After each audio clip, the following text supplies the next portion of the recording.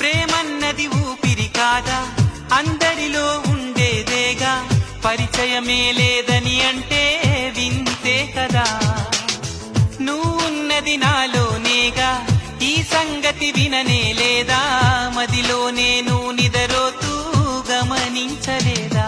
ఎదనిండా ఆశలు ఉన్నా, ఎన్నెన్నో ఊసులు ఉన్నా, ప్రేమ భాష రాదు అంటే నమ్మవామైనా, కళ్ళలోకి చూసి అయినా పోల్చుకోవనా ప్రేమ.